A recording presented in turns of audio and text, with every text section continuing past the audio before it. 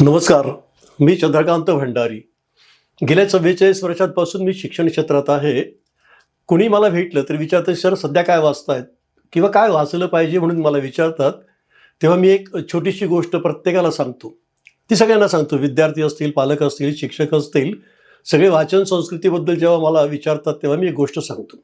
गोष्ट जी आहे ती इसाब या माणसाला सांगितलेली गोष्ट आहे. गोष्ट अतिशय साधी आहे. इसाब हा गुलाम होता. दिवसभराचं काम संपल्यानंतर तो गावाच्या बाहेर एका दगडावर बसला होता. तितक्यात एक मनुष्य चालत चालत त्याच्याजवळ आला आणि त्या इसाबला, इंग्लिशमध्ये AESOP त्याचं नाव, त्याला विचारलं की अरे मला समोरची टेकडी ओलांडून पलीकडच्या गावाला जायचं आहे, तर किती वेळ लागेल?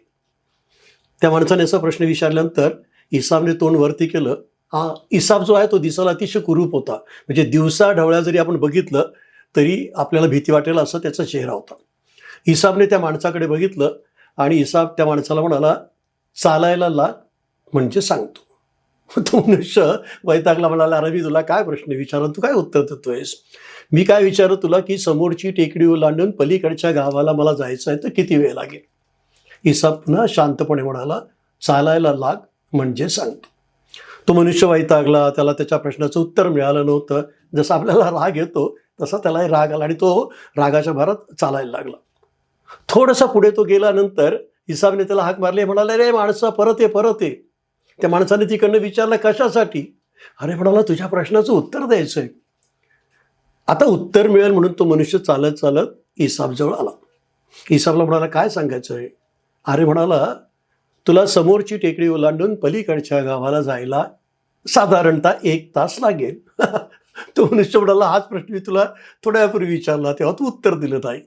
म्हणाले, तेव्हा मी तुला काय सांगितलं होतं? चालायला लाग म्हणजे सांगतो.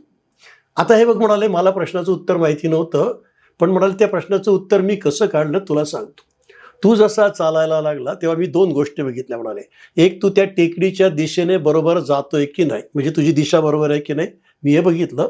आणि दुसरं म्हणाले, मी तुझ्या पावलांवरनं अंदाज केला की या वेगाने तू चालत गेला, योग्य दिशेने चालला, तू 1 तासात पोहोचेल. म्हणून माझं उत्तर आहे की ती टेकडी ओलांडून त्या गावी जायला तुला 1 तास लागेल.